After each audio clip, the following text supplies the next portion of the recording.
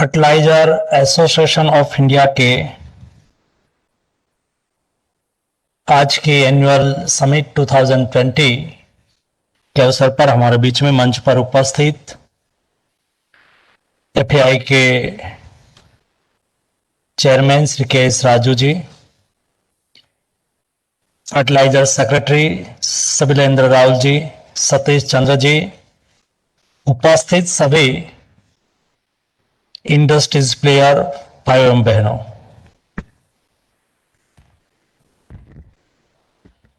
आज इस कार्यक्रम में फर्टिलाइजर सेक्टर में, प्रोडक्शन सेक्टर में इनोवेटिव आइडिया के सेक्टर में, बेस्ट इंप्लीमेंटेशन के सेक्टर में साइंटिस्ट, रिसर्च करने वाले लोगों को अवार्ड से सम्मानित किया गया है, उसको मैं अभिनंदन करता हूं। कोई भी सेक्टर में आगे बढ़ना है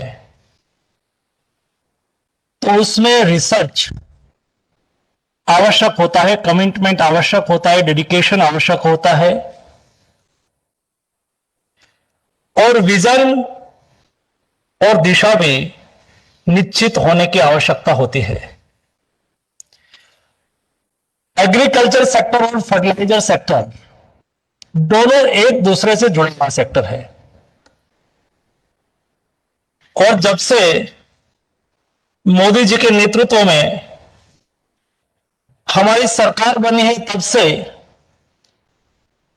मोदी जी ने 2022 तक किसान की इनकम कैसे डबल हो, इस विजन के साथ काम करना शुरू किया है और ये विजन को फुलफिल करने के लिए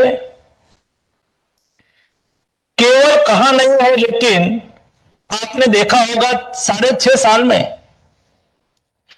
कई ऐसे एक्शन लिए गए थे जो सालों से निलंबित थे, सालों से कई रिपोर्ट बनते थे, कई कमेटियां बनती थी एग्रीकल्चर सेक्टर के रिफॉर्म के लिए, किसान की इनकम बढ़ाने के लिए, किसान को आगे बढ़ाने के लिए बात तो होती थी। स्वामीनाथन कमेटी, उसका इंप्लीमेंटेशन नहीं होता था। मोदी जी ने आने के बाद स्वामीनाथन कमीशन की रिपोर्ट को मानी। इतना ही नहीं, किसान को 2 गुनी एमएसपी से, पहले एमएसपी तो तय होती थी, लेकिन दोस्तों एमएसपी से प्रोक्योरमेंट नहीं होता था।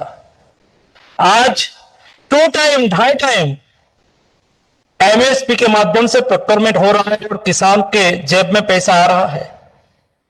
कई ऐसे विषय थे जो सालों से पॉलिटिकल पार्टी अपने मैनिफेस्टो में रखती थी किसान के रिफॉर्म के नाम से,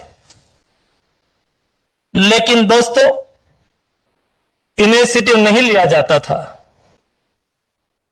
ये मोदी गवर्नमेंट है जिन्होंने किसान के जेब में डीबीटी का इंप्लीमेंटेशन किया और किसान को अपने सीड को प्रोक्योर करना हो, किसान को अपनी बुआई के लिए कुछ खरीदना हो तो उसके लिए 2-2 हजार रुपीस के माध्यम से 6,000 रुपीस उसके अकाउंट में जमा करवाना। इतना ही नहीं, लेकिन कोई बिचौलियों के जेब में ना चले जाए, इसलिए किसान के डायरेक्ट अकाउंट में पैसा जमा करा के किसान को सहयोगी होने की कोशिश की। दोस्तों, government is pro poor, pro farmers but industries friendly government. हम किसान का भला चाहते हैं, किसान के लिए सब कुछ करना चाहते हैं और उसके साथ किसानी के साथ जुड़ी हुई फर्टिलाइजर सेक्टर में कैसे रिफॉर्म हो, फर्टिलाइजर सेक्टर कैसे आगे बढ़े और फर्टिलाइजर की देश की आवश्यकताओं को कैसे फुलफिल करे। दोस्तों, गेहूं में, फूड में दुनिया में प्रोडक्शन में 1, 2, 3 में है, आम फ्रूट में 1, 2, 3 में है, हम वेजिटेबल प्रोडक्शन में 1, 2, 3 में है, लेकिन एग्रो प्रोसेसिंग में हमारा प्रोडक्शन के सापेक्ष में हम 10% है। दुनिया में 70-80% उसका प्रोडक्शन का फूड प्रोसेसिंग हो जाता है, इंडिया में संभव नहीं था। क्यों नहीं था? क्यों वो नहीं हो रहा था? दोस्तों, इस सभी चीजों को देखते हुए हमारी फूड पार्क की पॉलिसी आई हो, उसको देखते हुए किसान का प्रोडक्शन बढ़े और किसान को अच्छा भाव मिले, उसके लिए गवर्नमेंट ने समय समय पर मोदी जी ने रिफॉर्म किया हो। इतना ही नहीं दोस्तों, fertilizer sector, without fertilizer sector production, without fertilizer production नहीं बढ़ सकता है। अच्छी तरह से फर्टिलाइजर का इंप्लीमेंटेशन किया जाए, इस्तेमाल किया जाए, उसके लिए मोदी जी ने हमें मार्गदर्शन दिया और आप सब उसके साक्षी है। सभी फर्टिलाइजर कंपनी को हमने साथ में लिया, हमने साइंटिस्ट को साथ में लिया, हमने किसान को साथ में लिया, हमने एक्सपर्ट लोगों को साथ में लिया और विस्तार से 5 सेक्टर में क्या रिफॉर्म कर सकते हैं हम। डीबीटी में हम क्या रिफॉर्म कर सकते हैं, न्यू फर्टिलाइजर देश में आए, अल्टरनेट फर्टिलाइजर आए, उसमें क्या रिफॉर्म कर सकते हैं हम, लॉजिस्टिक सेक्टर में क्या रिफॉर्म कर सकते हैं। दोस्तों, इस ऐसे 5 सेक्टर को डिवाइड करके हमने चिंतन शिविर का आयोजन किया। 25-25 लोग के ग्रुपों ने नंबर ऑफ टाइम बैठे, चिंतन किया। हम कोई बात को लादना नहीं चाहते यहां से। हमारा सेक्टर क्या बोल रहा है, क्या रिफॉर्म की आवश्यकता है, क्या करना चाहिए, किसान क्या कहते हैं, इंडस्ट्रीज क्या कहती है, एक्सपर्ट क्या कहते हैं, साइंटिस्ट क्या कहते हैं, इस सभी के विचारों को इकट्ठा किया। उन्होंने एक ग्रुप ने मिनिस्ट्री के सामने प्रेजेंटेशन रखे। ये प्रेजेंटेशन अगले काल ही हमारी टीम के माध्यम से पीएमओ में होंगे और पीएमओ के बाद पीएम साहब के सामने होंगे और बाद में प्रधानमंत्री जी का मार्गदर्शन में मिलेंगे और ये मार्गदर्शन के आधार पर फर्टिलाइजर सेक्टर में हम रिफॉर्म करना चाहते हैं, फर्टिलाइजर इंडस्ट्रीज में हम रिफॉर्म करना चाहते हैं। दोस्तों, हमारा कमिटमेंट है, मोदी गवर्नमेंट का कमिटमेंट है कि अगले दिनों में किसान के लिए फर्टिलाइजर का यूज किसान के लिए है, इंडस्ट्रीज के लिए अलग सेक्टर है। इंडस्ट्रीज अपनी ओर से इंपोर्ट करके यूज कर सकती है और यूरिया किसान के लिए बना हुआ यूरिया किसान के लिए ही कैसे उपयोगी हो, उसका डाइवर्जन कैसे रुके, उसके लिए मेरी टीम ने इनिशिएटिव लिया। फर्टिलाइजर इंडस्ट्रीज ने भी उसमें सहयोग किया, स्टेट गवर्नमेंट ने भी उसमें सहयोग किया और दोस्तों, मुझे कहते हुए खुशी हो रही है और उसमें मुझे आपका सहयोग की भी आवश्यकता है। सरकार ने पिछले 3 महीने में जो एक्शन लिया, उसके आधार पर किसान के लिए प्रति बैग 500 से 600 रुपीस की सब्सिडी दी जा रही है। किसके लिए दी जा रही है? किसान के लिए दी जा रही है। उसका डाइवर्जन नहीं होना चाहिए और डाइवर्जन को रोकने के लिए top 20 buyer without data policy form नहीं हो सकते। दोस्तों, मेरी अपेक्षा है कि जब डाटा कलेक्शन के लिए कोई योजना बने, उसमें आप सब लोगों का सहयोग की आवश्यकता होती है, क्योंकि जब डाटा आएंगे तो क्या लूप पॉइंट है, लूज कहां है, उसका हमें पता लगेंगे। और अप्रैल महीने में दोस्तों 5.5 करोड़ किसान 5.5 करोड़ किसान प्रत्यक्ष फर्टिलाइजर खरीदने के लिए जाते थे। थोड़ा सा इनिशिएटिव लेने के बाद आज 8.5 करोड़ किसान फर्टिलाइजर लेने के लिए जा रहे हैं। 8.5 करोड़ किसान प्रत्यक्ष जा रहा है। पहले उसके नाम से कोई लेके जाता था, कहां गया कहां नहीं गया किसको पता नहीं। हमारा कमिटमेंट है कि किसान के फार्म में ही जाना चाहिए। आपने देखा होगा 6 साल से हमने यूरिया के 1 रुपीस भी प्राइस नहीं बढ़ाई है। ये मोदी गवर्नमेंट का किसान के प्रति कमिटमेंट है। किसान के लिए प्रोडक्शन हुआ फर्टिलाइजर, किसान के लिए प्रोडक्शन हुआ यूरिया, किसान के खेत में ही पहुंचे, उसके लिए 2,30,000। आज के दिन में जब से पीओएस से सब्सिडी जुड़ गई है, तब से विदाउट पीओएस, विदाउट हमारा आउटलेट के सहयोग के बिना, या तो रोकना चाहते हैं तो 2,30,000 हमारे आउटलेट के डिस्ट्रीब्यूटर का सहयोग की हमें आवश्यकता है। उसका जब आप कंपनी का हमें सहयोग मिलेंगे, एक्चुअल फार्मर्स आया है, चाहे उसमें फर्टिलाइजर दो, कोई दिक्कत नहीं है, उसके लिए ही है, लेकिन फर्टिलाइजर डाइवर्जन को रोकने के लिए मुझे हमारे आउटलेट का सपोर्ट की आवश्यकता है। वो वहां के किसान को पहचानते हैं, जानते हैं कौन किसान है और कहां, और उसके लिए बहुत अच्छा हमें चिंतन शिविर में सुझाव भी मिला है। अगले दिनों में क्या हम लग टायो करके लैंड, आधार और केसीसी को जोड़ के लग टायो करके हम फर्टिलाइजर डाइवर्जन पर बार देने के लिए आगे बढ़ रहे हैं। और मैं अपेक्षा करता हूं कि इस स्थिति में हम सब लोगों को साथ में मिलकर काम करना होगा। स्टेट गवर्नमेंट का सहयोग की आवश्यकता होगी, फर्टिलाइजर कंपनी का सहयोग की आवश्यकता होगी, और उसके साथ साथ मिनिस्ट्री की ओर से इनिशिएटिव लिया जाएगा। दोस्तों, हर संभव, आप लोग मुझे जब मिलते थे तब मैं कहता था, आप कहते थे कि फर्टिलाइजर इंडस्ट्री स्ट्रेस में है, हमारा सब्सिडी बाकी है, सब्सिडी पेंडिंग है, हर साल उसको आगे खींची जा रही है। दोस्तों, मोदी जी ने इनिशिएटिव लेके 65,000 करोड़ रुपीस एलोकेट करके अगले दिनों में इंडस्ट्रीज कभी ट्रेस में ना आए, उसके लिए इनिशिएटिव लिए। आपको हमें प्रेशर डालने की आवश्यकता नहीं पड़ी। हमारा कमिटमेंट और हमारी जिम्मेवारी है, और भविष्य में भी भारत सरकार की ओर से, मोदी गवर्नमेंट की ओर से जो भी हमें करना है, आप कहे कि ना कहे, हम करेंगे जो हमारी रिस्पॉन्सिबिलिटी है।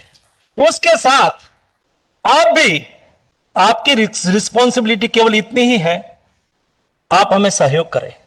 आत्मनिर्भर भारत के योजना के अंतर्गत हमें फर्टिलाइजर सेक्टर में स्वनिर्भर बनना है, आत्मनिर्भर बनना है। अगले दिनों में 5 गवर्नमेंट प्लांट आ रहे हैं, 1-2 प्राइवेट प्लांट आ रहे हैं। जो भी प्लांट आए, अगले दिनों में हमें इंपोर्ट पर डिपेंडेंट नहीं रहना है, देश में प्रोडक्शन करना है, और देश की फर्टिलाइजर कंपनी को प्रायोरिटी देना है। इस दिशा में हमने काम शुरू किया है।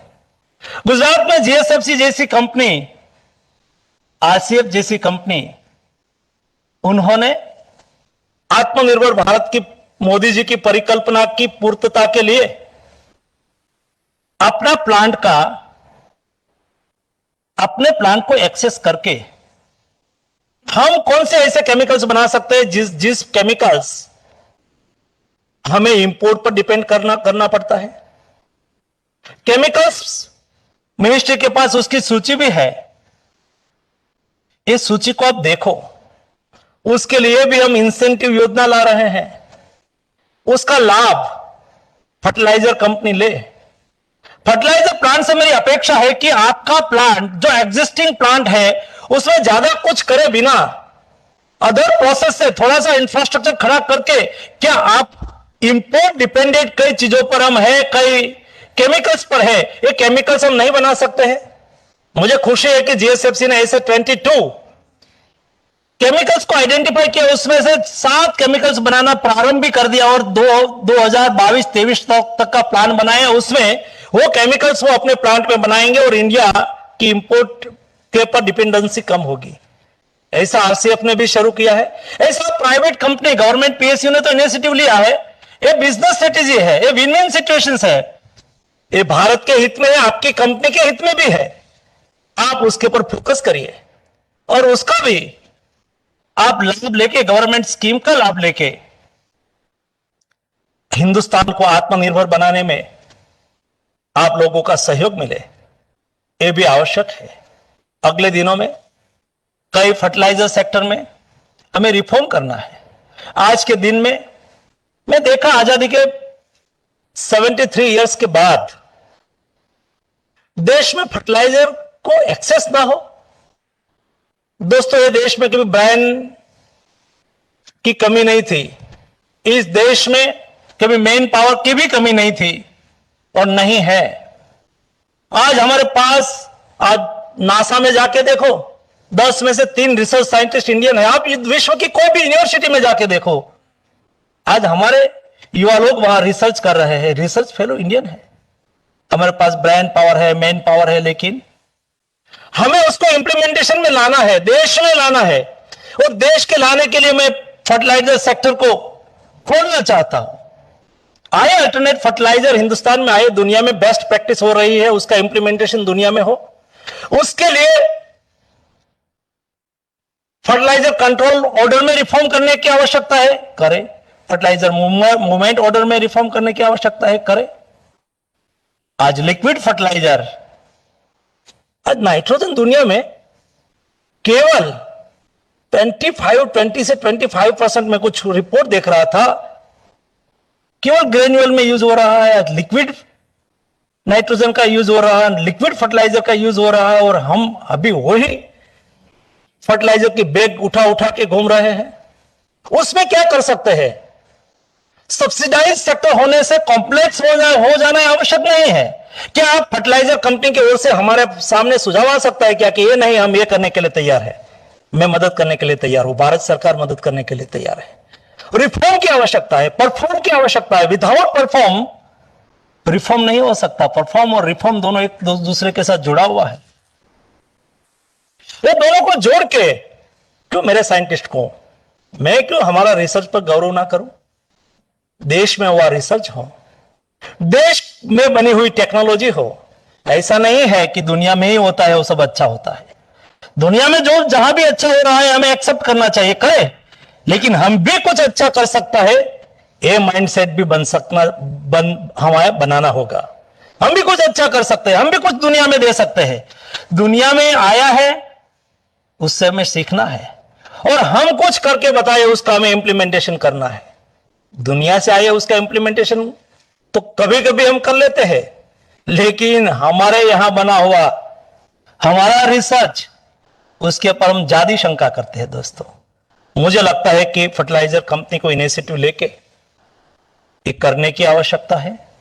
अगले दिनों में मोदी जी के नेतृत्व में फर्टिलाइजर सेक्टर में, एग्रीकल्चर सेक्टर में आज के दिन में जो रिफॉर्म हो रहा है, ये रिफॉर्म के आधार पर किसान की इनकम डबल होगी और भारत के किसान समृद्ध बनेंगे। हुई दिशा में हम सब लोगों को मिलकर काम करना है। धन्यवाद।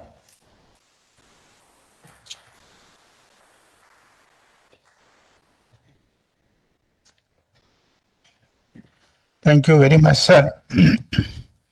Thanks for very inspiring